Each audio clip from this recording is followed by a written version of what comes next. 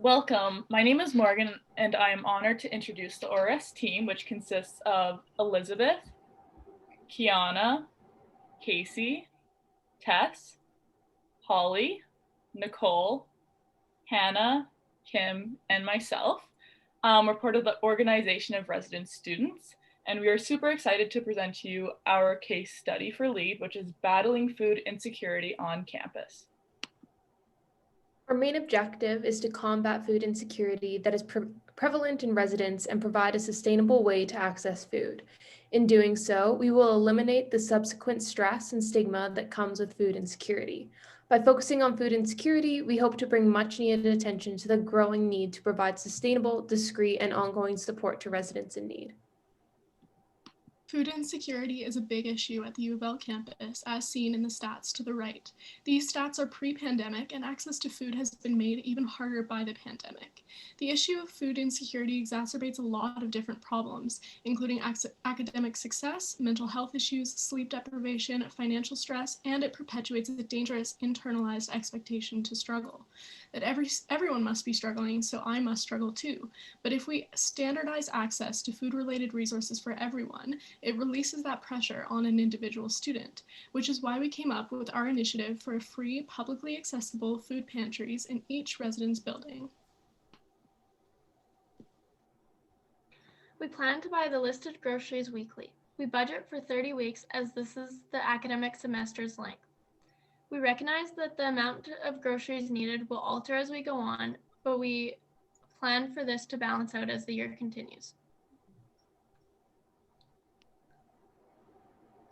We went with smaller freezers for each individual floor and larger freezers for the buildings that all residents share 1 or 2 laundry rooms.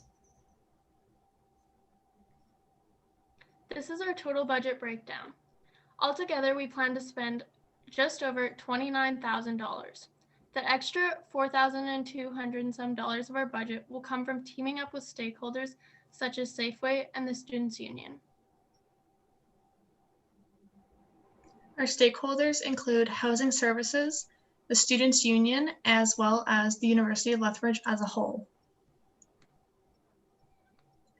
Other stakeholders we have identified are any grocery stores that we team up with, as well as the Patterson Center, which is the First Nation Métis Inuit gathering place on the Lethbridge campus. Inside is laundry services that the village residents use. We have also identified some potential risks that stakeholders would want to know about. We have also identified some ways that we can mitigate these, including security measures that are already in place, such as cameras. As well, RAs check on these areas during their rounds each night. There are also risks when teaming up with a business or a nonprofit, and so we hope that these risks are worth it in the end. This program is innovative because we are a small university. It allows us to reach a greater number of students. We can guarantee that students that are struggling with food insecurity will be able to utilize this program. It's also an accessible and anonymous program. These pantries will exist in the laundry rooms, which are common spaces that residents utilize regularly. So they're easy to go to, they're easy to get to, and they're already there. So it allows them to be anonymous and accessible. These are some of the locations that we are considering for these pantries.